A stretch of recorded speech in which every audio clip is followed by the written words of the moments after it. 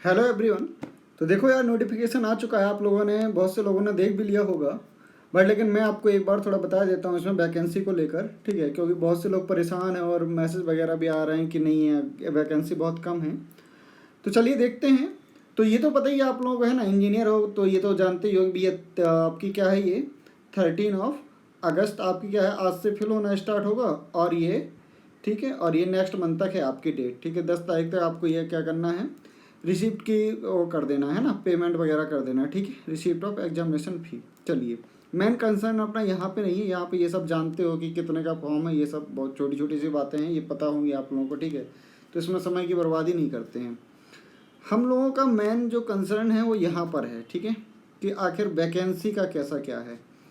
तो चलिए देखते हैं। तो ये जो है आप लोगों को यहाँ पर दिख रहा होगा कि मैकेनिकल वाले बंदे तो बहुत परेशान हो जाएंगे, जैसा कि हर बार होता है उनके साथ। सिविल वाले बंदों को दिक्कत नहीं है, इलेक्ट्रॉनिक्स वाले तो और ही ज़्यादा दुखी, एक वैकेंसी केवल, ठीक है। अब बात करते हैं अगर हम मैकेनिकल स्टूडेंट्स की, ठीक है। तो ये देखो मैकेनिकल का एक तो यहाँ पर PWD डिपार्टमेंट में हो गया आपका 28, ठीक है, जिसमें मैकेनिकल इलेक्ट्रिकल दोनों हैं। इसके बाद हमारा कहाँ पर होगा, यहाँ पे ये आ गया हमारा क्या, आपका सेकंड ये नगर विकास विभाग। तो ये आपका हो गया मतलब जलकल इंजीनियरिंग में, इसमें आपका हो गया टोटल। अब इसमें भी तीनों मिला के हैं, सिविल, इलेक्ट्रिकल और मैकेनिकल। इसके बाद आपका क्या हो गया, ये आप जाओगे यहाँ पर, ये हाँ, ये आपका ग्राउंड वाटर डिपार्टमेंट। नंबर ध्यान रखना 2, 4, 10, ठीक है। अभी हम इसको कैलकुलेट करेंगे, चलो। तो ये हो गया हमारा क्या, 3 वैकेंसी हमारी यहाँ पर आ गई, ठीक है। 3 वैकेंसी हमारी यहाँ पर आ गई मैकेनिकल के लिए। उसके बाद हमारा ये इंडस्ट्रियल डेवलपमेंट डिपार्टमेंट, यहाँ पर आपकी, अब यहाँ पर भी देखना दोनों इलेक्ट्रिकल और मैकेनिकल की मिला के वैकेंसी आई हुई है, ठीक है। वो भी कितनी हो गई, 5। इसके बाद क्या है आपका ये, और ये है 14 नंबर, और ये क्या हो गया हमारा, होम एंड पुलिस डिपार्टमेंट, ठीक है, चीफ फायर ऑफिसर, CFO, ठीक है। ये टोटल इतनी वैकेंसी हैं। अब इसमें अगर आप टोटल काउंट करने की कोशिश करोगे कि आखिर मैकेनिकल का कितना क्या होगा, तो आप देखना कि आपको लगभग मतलब 40-45 के लगभग अगर निकलेंगी ज़्यादा से ज़्यादा वैकेंसी, ठीक है। बाकी देखो डिपार्टमेंटल जो मेरे पास वो आया था, उसमें तो मतलब जैसे कि पता करवाया गया था, तो उसमें क्या है ना कि उसमें तो वैकेंसी बहुत ज़्यादा दिखाई जा रही थी, ठीक है, कि कितनी रिक्वायरमेंट है, लगभग 755 की समथिंग थी। तो अब देखो क्या है कि ये जो वैकेंसी हैं, ठीक है, तो मैकेनिकल वाले बंदों के लिए मैं ये कहूँगा कि परेशान नहीं होना है। क्यों, मैं ऐसा क्यों बोल रहा हूँ, क्योंकि देखो जैसे अभी क्या है, इस बार का UPPSC वाला जो एग्ज़ाम हुआ था, PCS वाला है ना, जिससे अपना SDM वगैरह DSP वगैरह बनते हैं, तो उसमें क्या हुआ था कि वैकेंसी शुरुआत में बहुत कम थी। तो कुछ बच्चों ने क्या किया ना कि फॉर्म भी नहीं फिल किया, और बहुत से बच्चे की नहीं, वैकेंसी बहुत कम है। लेकिन लास्ट में आप देखोगे अभी उसका 24 अक्टूबर को एग्ज़ाम है, और अभी आते आते वैकेंसी बहुत ही ज़्यादा इंक्रीज हो चुकी हैं, ठीक है। और इंक्रीमेंट ऐसा नहीं है, कम से कम 600-700 से ऊपर ही पहुंच गया है इंक्रीमेंट। तो ऐसे ही देखो, मेरा ये मानना है कि अभी इसमें भले ही आपके टोटल 271 दिख रहा है ना, लेकिन ये जब तक एग्ज़ाम होगा, मतलब जब तक आपका एडमिट कार्ड आएगा और एग्ज़ाम वगैरह होगा, तब तक वैकेंसी बहुत ज़्यादा इंक्रीज हो जाएंगी। ये मतलब चांसेस बहुत ही ज़्यादा हैं वैकेंसी इंक्रीज होने के, ठीक है। पहली बात तो ये, तो वैकेंसी तो भैया इंक्रीज होगी, ठीक है। अब इसके बाद देखो एक बात और, ठीक है, कि ये जो एग्रीकल्चर डिपार्टमेंट दिखा है यहाँ पर, कहाँ पर, एक सेकेंड मैं आपको यहाँ पर ये कर दूँ, यहाँ पे ये एग्रीकल्चर और एक ये एग्रीकल्चर, ठीक है, 2 जगह एग्रीकल्चर डिपार्टमेंट दिया गया है। अब जरा हम आगे चलते हैं नीचे कि आखिर एग्रीकल्चर डिपार्टमेंट के लिए क्या रिक्वायरमेंट है, ठीक है। तो देखो कहाँ पे था, एक तो आपका ये था, ये हो गया कौन सा, 6 नंबर वाला था, ये वाला एग्रीकल्चर डिपार्टमेंट, ठीक है, यहाँ पर। तो यहाँ पर पे तो देखो आपका जो ये है, इसमें केवल आपको ये आपको चाहिए post graduate degree in agriculture engineering, ठीक है। तो यहाँ की तो हम बात ही नहीं करेंगे। अब बात करते हैं हम यहाँ पर, ये आपका जाएगा नेक्स्ट नंबर पे, हमारा एग्रीकल्चर था शायद 11 पे, है ना, हाँ ये है, देखो यहाँ पर।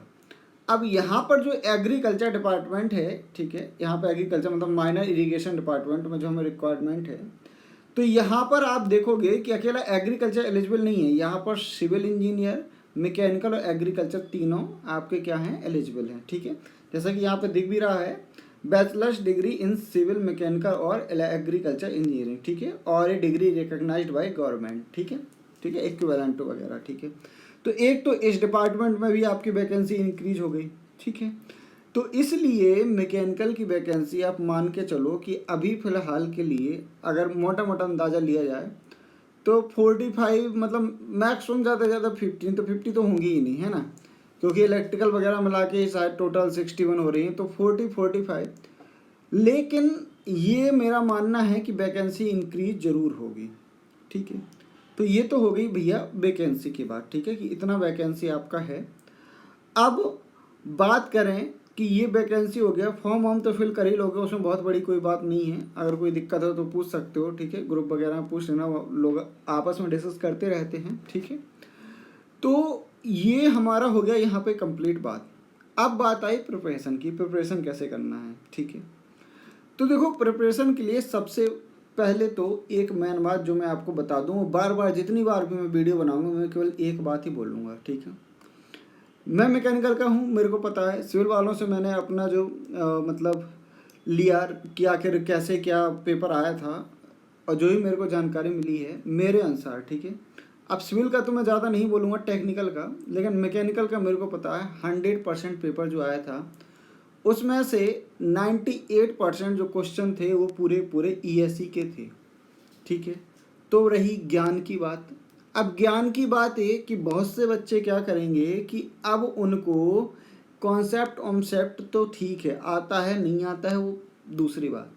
मेरा ये मानना है कि सबसे पहले ना भैया आप ईएस की बुक के, ठीक है, और दूसरी बात क्या है कि ईएस की बुक के क्या कहते हैं आंसर्स, कुछ जैसे कोचिंग में उनके आंसर्स बहुत गलत भी दिए हैं। ठीक है, तो किसी अच्छी उसको लेना, पब्लिशर्स को, या फिर अगर कोई दिक्कत है तो आप लोग डिस्कस कर सकते हो ग्रुप में, मैं बताता ही रहता हूँ आंसर वगैरह अगर किसी का कोई दिक्कत है तो देखो सबसे पहले ईएस के आंसर कर दो रटना स्टार्ट।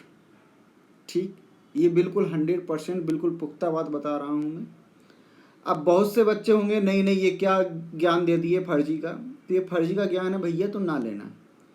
लेकिन साफ और सीधी बात, अगर सिलेक्शन चाहिए यूपी पीएससी के आप लास्ट के पेपर उठा के देख लो, पूरा का पूरा क्वेश्चंस ईएस का रिपीट कर दिया था उन्होंने, रख दिया था। ठीक है, बस हुआ ये था कि लास्ट के एक दिन पहले उन्होंने एक पेपर के लिए क्या किया था, आपका सेकंड पेपर के लिए उन्होंने कैलकुलेटर अलाउ कर दिया था।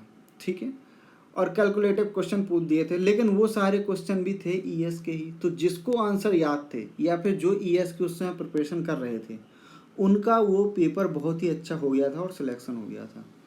तो सबसे पहले आपका मेन फोकस क्या होना है कि हमको वो आंसर पता होने चाहिए, चाहे लगा के याद करो, चाहे लिख के याद करो, चाहे रटो, चाहे जो कुछ करो, लेकिन सबसे पहला है ईएस के आंसर्स याद करो। अगर ईएस के आंसर याद हो गए उसके बाद गेट के और उसके बाद इसरो के, देखो मैं बिल्कुल सही बात बता रहा हूँ। बहुत से बच्चे ज्ञान, मतलब बहुत से लोग आपको ज्ञान देंगे आर के जैन लगाओ, आर एस खुरमी लगाओ और ये लगाओ वो लगाओ, सिलेक्शन नहीं होगा, ये मैं पहले ही बता दे रहा हूँ। ठीक है, अब लगाना हो तो लगाते रहना, लेकिन अगर सिलेक्शन चाहिए बिना कुछ सोचे समझे ईएस की बुक उठाओ, ईएस की बुक के क्या करो आंसर लगाना स्टार्ट करो। ठीक है, नहीं क्वेश्चन लग रहा है कोई दिक्कत वाली बात नहीं, आंसर रटो बस, और कुछ नहीं। बाकी मैं भी एक बैच ऐसा चलाऊंगा जिसमें केवल आंसर की रटाई होगी, आंसर याद किए जाएंगे और देखा जाएगा किस बंदे को कितने आंसर याद हैं, क्योंकि भैया यूपी पीएससी का यही है। बाकी एग्ज़ाम का अलग हिसाब है, वो आपको ही पता है, सबको पता है, और नहीं पता है तो बता दिया जाएगा। लेकिन इसमें अगर सिलेक्शन लेना है तो केवल और केवल 95% टेक्निकल, 98%। जब ईएस के आंसर याद हो जाएं तो गेट के कर लो, गेट के याद हो जाएं तो इसरो के कर लो। ठीक है, तो ये चीज़ है। तो ये अब आपके ऊपर डिपेंड करता है कि आप कैसे सिलेक्शन लेना चाहते हो। ठीक है, बाकी आगे जो होगा वो मैं आपको तुरंत ही वीडियो बना के बता दूंगा। ठीक है, और बहुत जल्दी मैं स्टार्ट करूँगा। ठीक है, आपके लिए क्वेश्चन प्रैक्टिस वाला सेशन और थ्योरी का देखो मतलब नहीं बनता ज़्यादा। ठीक है, फिर भी थ्योरी देख लेंगे, लेकिन इसमें यार ना सिलेक्शन लेना है ना तो सीधी सिंपल बात है, आंसर याद होने चाहिए।